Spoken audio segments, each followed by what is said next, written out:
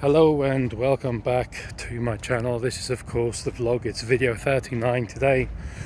The sky looking a bit grayer in the background than it did yesterday. Oh, pardon me. I've just scoffed down an ice cream because I am on holiday after all, so I'm allowed. Yeah, it's been nice getting away from things, chilling, relaxing, de-stressing and just being. So this morning I woke up before my alarm. Believe it or not, I did set an alarm despite being on holiday. I woke up about 15 or 20 minutes before my alarm, and first thing we did was got ready, got some swimming shorts on, put the Crocs on, and we headed out to the beach. Well, just the other side of these rocks here. And I went for a dunk in the cold, freezing cold water. So that was good fun. That was very refreshing.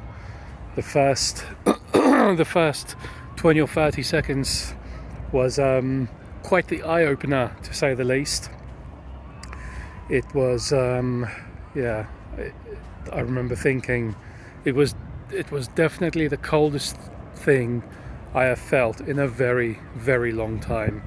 I can only remember maybe one or two other occasions in my life where I've experienced anything similarly cold. So yeah, that was good. It really awakens you on the inside and out. And then I got out, warmed up for a bit, and went for a second dunk. The second one wasn't so bad. In fact, it felt quite good. I did actually take a couple of minutes to just kind of hang in the water, just chill, breathe, relax, and that felt good. So yeah, again, a reminder for every now and then to just take some you time, even if you can't get to somewhere where you can take a nice cold plunge. Although it's low tide at the moment. If it was high tide, I'd be up to my nipples in water right now. So yeah, as I was saying, even if you're not taking a cold plunge or a cold shower or a cold bath or an ice bath or whatever, it's still important to every now and then just sit still, relax your mind, meditate, practice a bit of what they call mindfulness, and just turn off all of the noise in your head every now and then. And that's one of the better ways to sort of de-stress and issue yourself a lease of stress relief, if that makes sense. If that statement isn't invalid, then take it. It is what it is. So onto the topic of de-stressing, or just being mentally more stable, I suppose. A good thing to do for that, to practice, is habits. Well, actually, yeah, habits, and there's another word I was looking for. My mind's gone completely blank.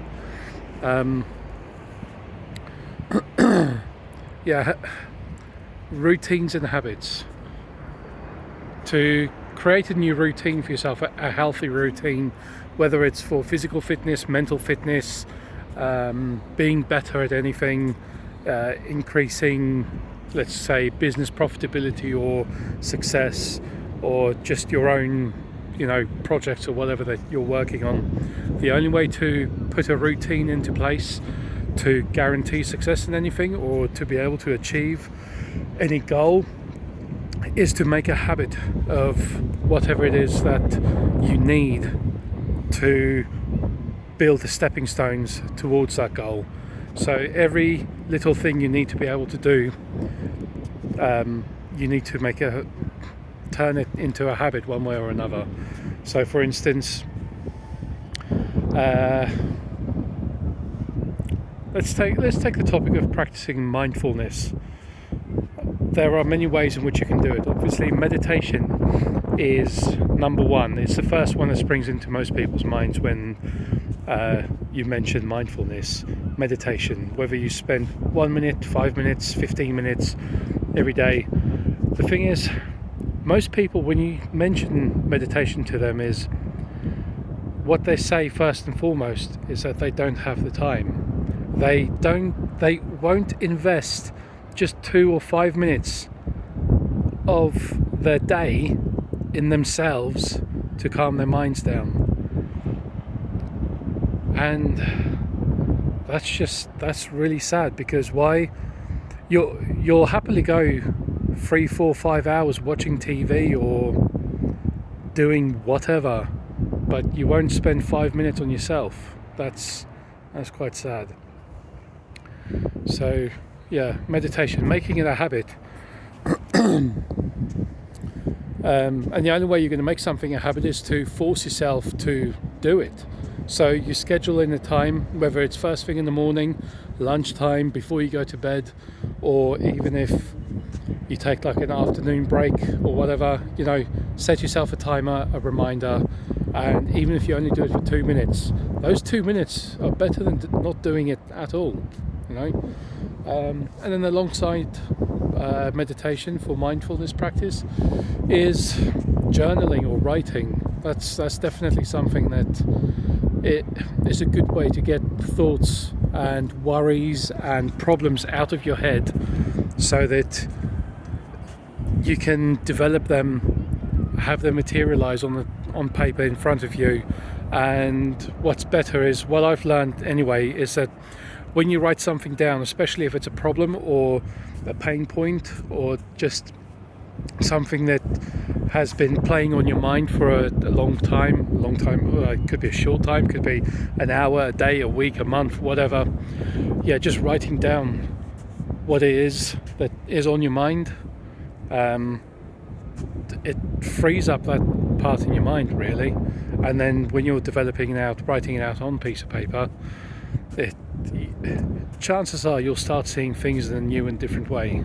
So yeah, that's why writing is very important. I've yet to do my bit of journaling for the day today, but like I said, since I've woken up, jumped in the cold sea, and then we went out for a walk for most of the day, and we did intend on going swimming this afternoon, but Butlins' new swimming attendee fucking whatever it's called isn't very customer friendly, so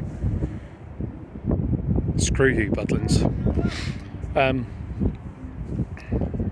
Yeah, anyway, that's just a few tips. The same can obviously be said for anything else you want to achieve or attain in life.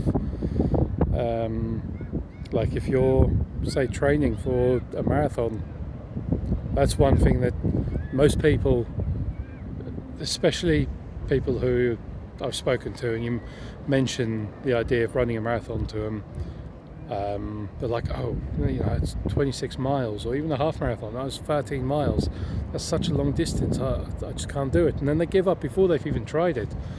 Really, you need to be able to run 1 mile before you can run 13 or 26, 26, or before that you need to even just run regularly, even if it is just short distances. It's the same thing as meditation. You do it for 1 or 2 minutes at a time. Before you know it, you'll be spending 10, 15, 20 minutes doing it. Same for running. You might just start off, say, running half a mile, maybe a mile. You do that every day for a month, 20 days, 30 days. And then before you know it, you get so comfortable with running that distance that you find yourself wanting to run more, and then you increase it to 2, 3, 4, 5 miles, and then you start running with, you do that, say, once a week, and then eventually start doing that every single day. So, everything gets better with practice. Practice doesn't make perfect, but practice certainly makes future practice easier, and it makes the real thing easier. So keep that in mind. Anyway, I'm going to get back to it.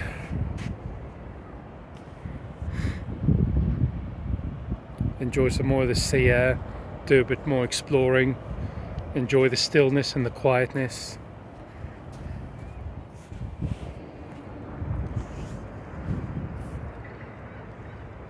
Look at that, awesome. Anyway, we'll catch up tomorrow for video number 40. Yeah, until then, have a great evening.